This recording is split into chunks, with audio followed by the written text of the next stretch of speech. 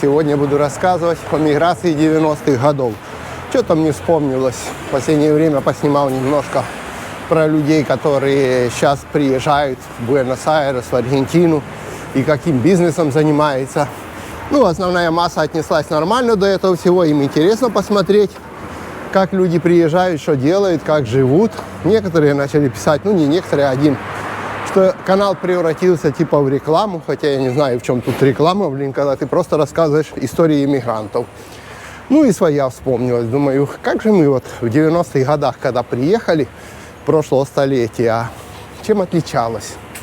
Отличалось простыми вещами. Смотри, прилетели мы, это город Буэнос-Айрес, кто не знает, а это я буду рассказывать вам про эмиграцию. Я здесь уже почти 30 лет живу, и теперь немножко иду по своим делам и вам расскажу. Прилетели мы в 96-м году. Было жарище, прилетели в марте месяце. Здесь жара такая стояла. Не то, что это самое, когда вылетали, там везде снега были. Сейчас зимы другие, а тогда было все заснежено. Елки в снегах, мы вылетали аэрофлотом. Был тогда рейс такой, прямо из Москвы до Буэнос-Айреса. Тогда еще аэрофлот летал. Прямым рейсом. Это сейчас все пересадки там в Европе делают все. А у нас нет, у нас один рейс. Менялся такой экипаж. И сутки он сюда летел. Прикидываете? С остановками понятно. То есть садились в Бразилии, садились в Африке, садились под Африкой на дозаправки всякие и смену экипажа. Но рейс летело нас сюда очень мало в то время. Тогда же не было такой причины. Просто кто хотел Аргентину увидеть, полететь. Вот тот и летел. Так и мы прилетели. И вот прикидывайте, тогда еще не было никакого интернета, никакой толком связи, социальных сетей, где бы можно было прочитать про Аргентину. Я практически ничего не знал об Аргентине, не умел говорить. Не было электронных всяких переводчиков. Все бегали со словарями, с учебниками испанского языка. И словарями большими такими, что если что-то нашел, значит это словарь и вперед переводить по словам. И сейчас, многие, наверное, уже не знают ни что такое словарь. Сейчас сказали какому-нибудь переводчику электронному, он все на телефоне перевел. Так что отличалось, конечно, сильно. Когда мы приехали, вышли в аэропорту среди ночи, прилетели, поздно вечером. И я даже понятия не имел, что этот аэропорт находится за час езды от города Буэнос-Айрес. Я думал, это мы уже в Буэнос-Айресе. Вышел поле такое, думаю, ничего себе, мы тут прилетели. Вот это мы будем тут жить. Был какой-то клуб кинопутешествий, который я смотрел, одну передачу. Там в этой передаче какая-то женщина в горах сидела в сальте. И козы вокруг нее, семья ее, матриархат у них в семье. Вот такое показывали про Аргентину. Больше никакой информации не было. Не было канала Леонид Тимо, который мог бы рассказать, что это да как это. Вот так и жили. Как жили люди, не знаю, без этого всего. Не было таких благодарных подписчиков, как у меня сейчас. Одним словом, продолжаем. Пришел, вышел, думаю, все, вот это и есть, вот это Аргентина. Оказалось, нет. Уже были до меня люди русскоговорящие. Они там, была армянка такая, по-моему, Наташа даже звали. Она с плакатом стояла в аэропорту, и он был на русском языке.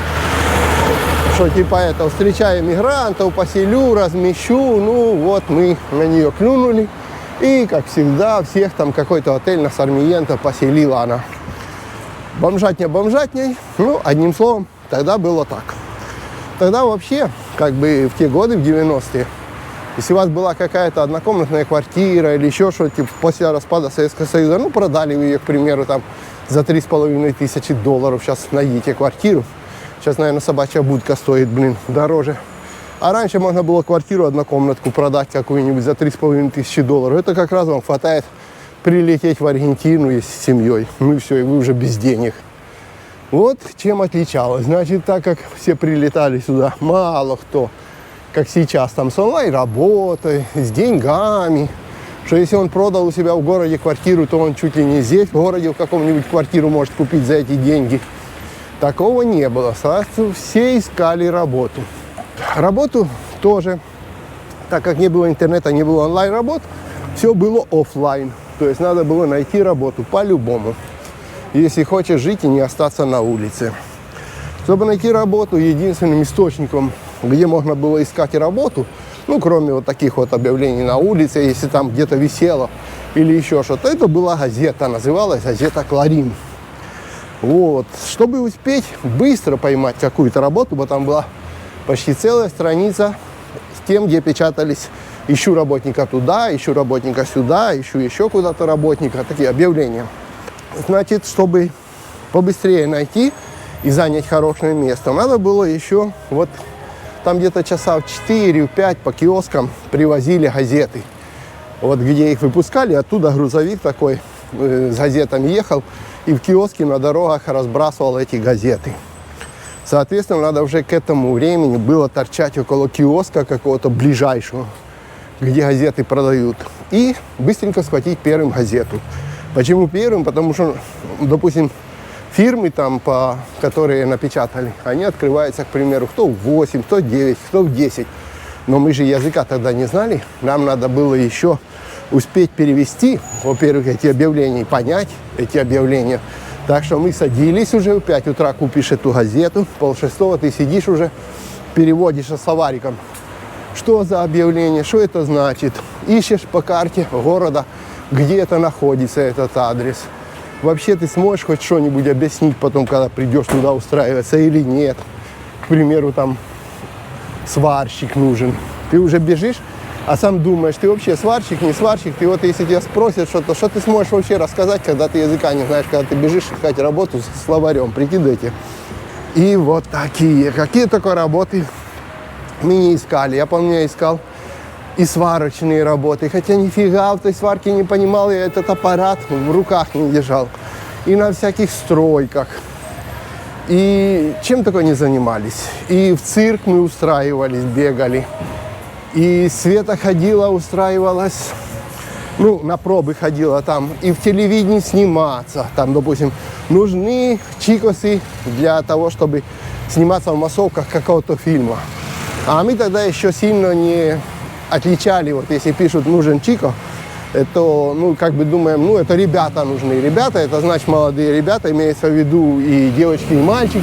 В общем, пошли, приходим, там одни мальчики, к примеру. То есть такие все было непонятки ни в ценах, ни в работах. Сейчас как сравнишь, все поприезжали, все с онлайном, все с соцсетями. И начинает там капризничать, не такая квартира, мебель не такая, еще что-то не такое, блин. Раньше прибегаешь, какой там такое, не такое.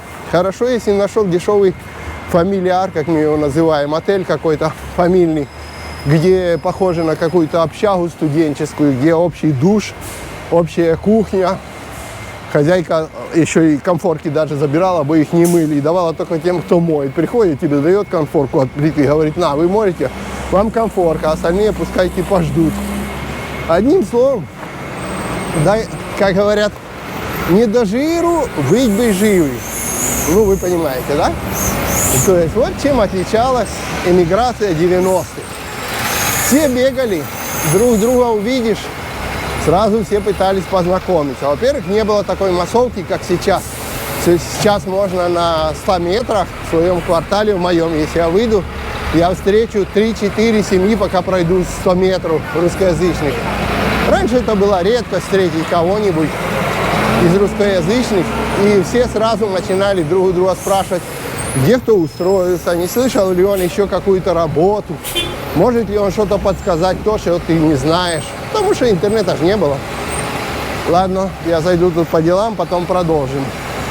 Сейчас мне надо пойти к одному поставщику, заплатить за, в общем, за поставленные запчасти компьютерные.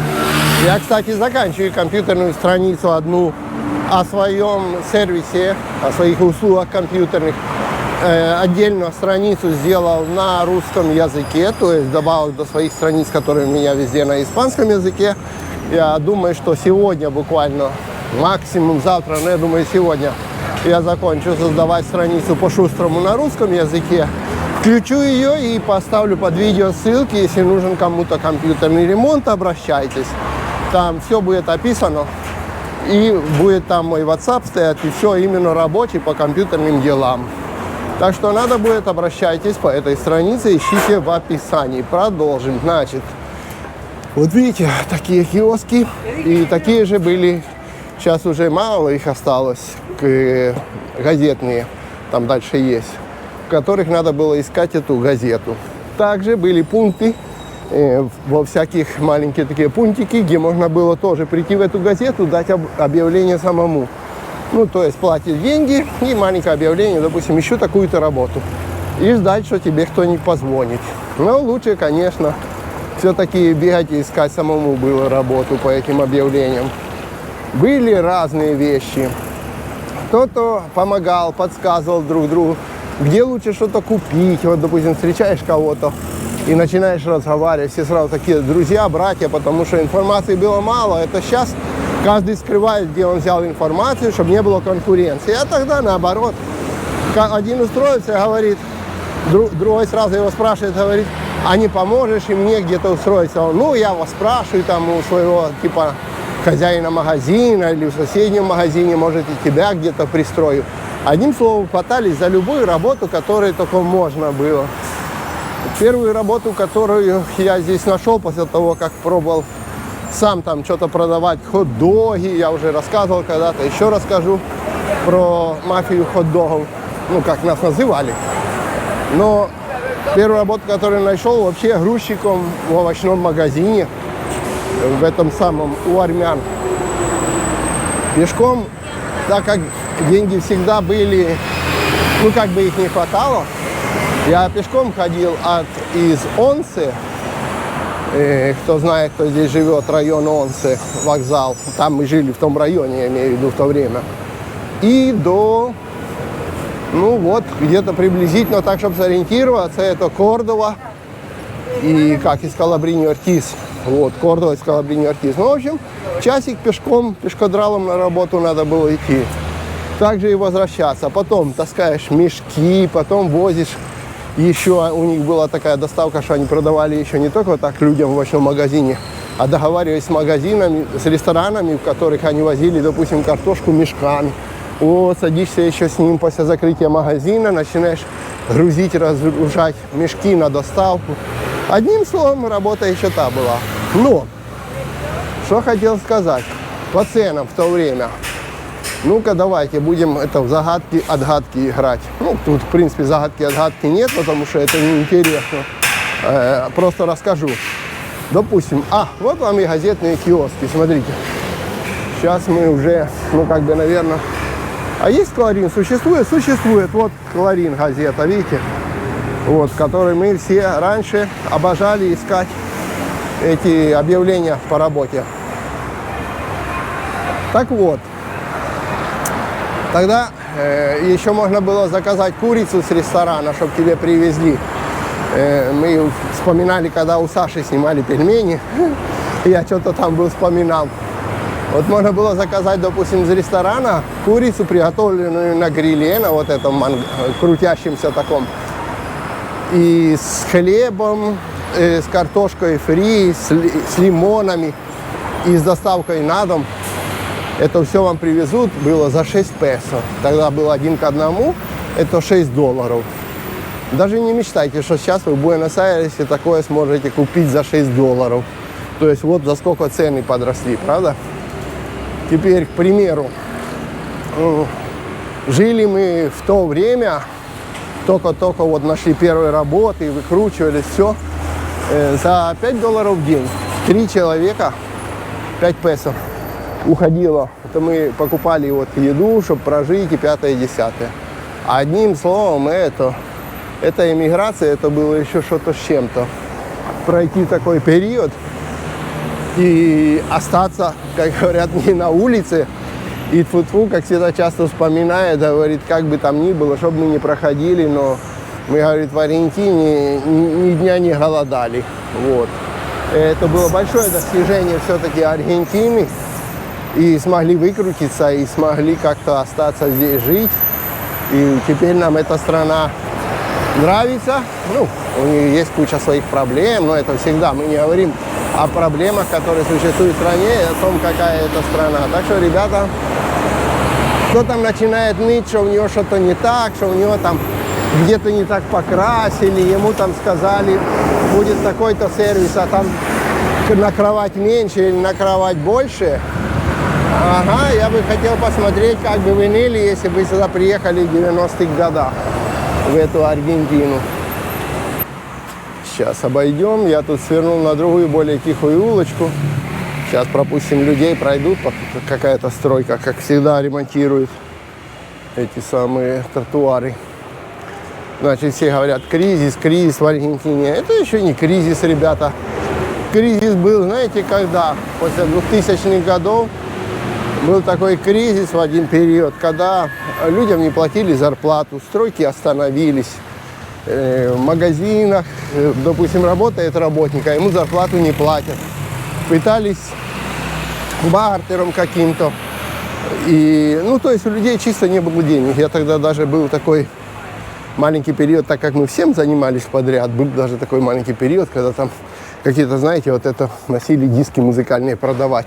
Вот приносишь ему там диск этот, он там 5 песо до сих пор, помню, стоил. А он за него закажет этот диск, а сам заплатить за него не может. И он говорит, ну вот приди там, не знаю, в зарплату, я тебе за нее заплачу. Или даже мы в то время, к примеру, за квартиру, знаете, как платили в 3 присеста или в 2 присеста. То есть ты там что-то подработал, где-то побежал, какую-то часть квартплаты отнес хозяину. И говоришь, вот я тебе типа уже отдал там, не знаю, $200. Вот подработай, еще принесу через неделю-две еще $200. Одним словом, вот такого стиля. Вот это был кризис. Когда у людей тупо, и вот смотришь, стройки стоят, работников нет, вот заброшенные стройки и все. А сейчас это только что поныть. Что вот кризис, вот то, вот все, но в принципе, как бы все-таки все шевелится. Не все как бы хотелось, но все же и не так прямо, какие упадки тут уже Аргентина переживала. В Аргентине вечно качели экономические. То вверх, то вниз. Я уже эту историю вспоминал, рассказывал, но у меня теперь появилась куча новых подписчиков, которые смотрят о жизни в Аргентине. И, может, новые как бы ее не слышали. А старые видео не все перелистывают. Был такой момент, когда мы так в Кото скупались со Светой, это смотрим. Допустим, на русском языке люди разговаривают, девчонки какие-то. Ну, я же рассказываю, что тогда люди сразу пытались познакомиться, узнать друг о друге, где, что, как, подсказать друг другу. То есть были более такие общительные. Одним словом, мы тоже так познакомились. Вы откуда, что? Оказывается, они из цирка.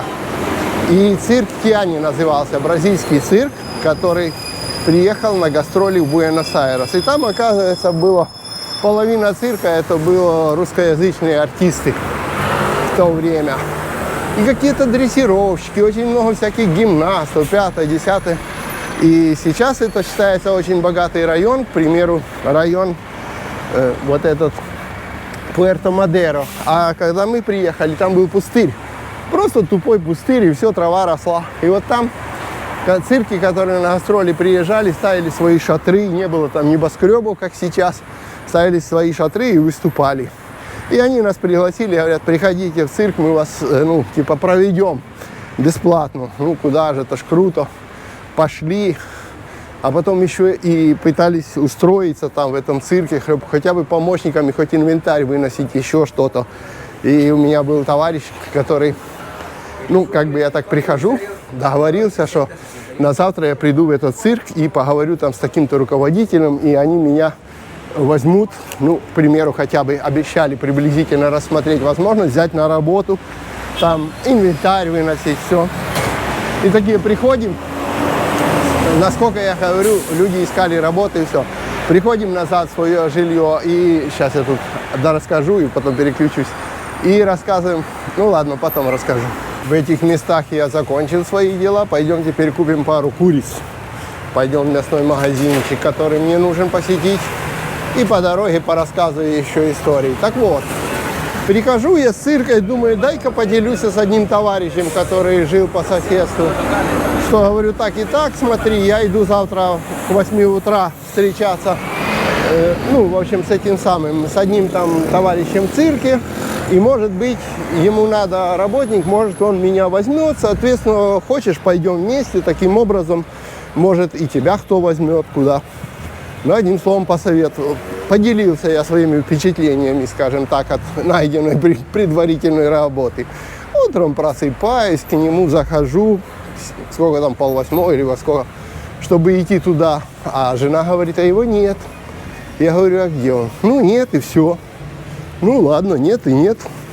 Приходим в цирк, а он там уже таскает, вещи. И мы к теме, они говорят, ну, он первый прибежал, первый предложил свои услуги, мы его уже взяли.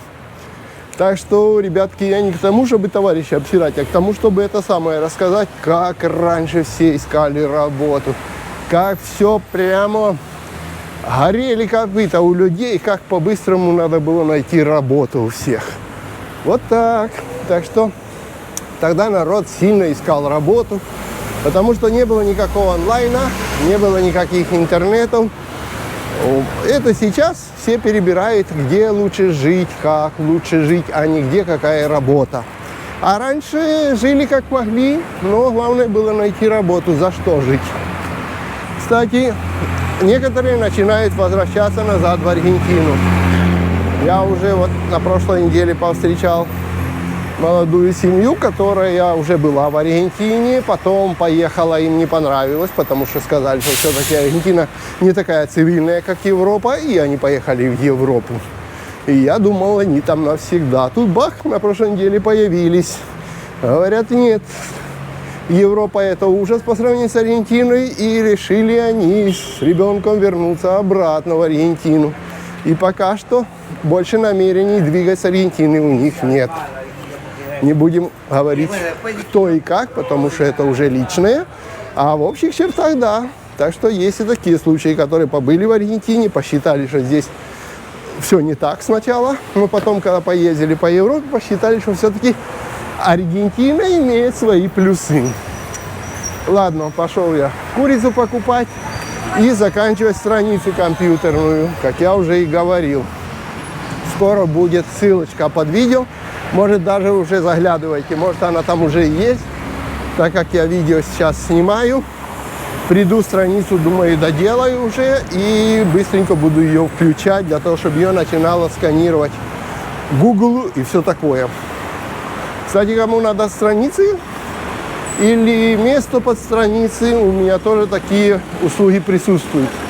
То есть у меня есть сервер, на котором есть еще места под страницей. Так что все, WhatsApp найдете на страничке. Всем пока. Давайте начинаем обсуждать. А то я вижу, хоть и говорят, что это как бы реклама, но самое большее обсуждение как раз там, где я рассказываю о жизни в Аргентине, где я показывал ребят, которые выращивают огурцы, где я показал ребят, которые делают пельмени. Ну, то есть вот там каждый знает, что надо что-то туда им написать. Хорошее, плохое, ну у кого какой характер, не все же одинакового характера.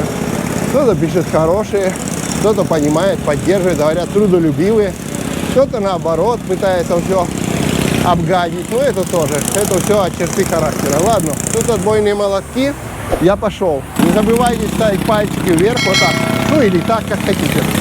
Пока.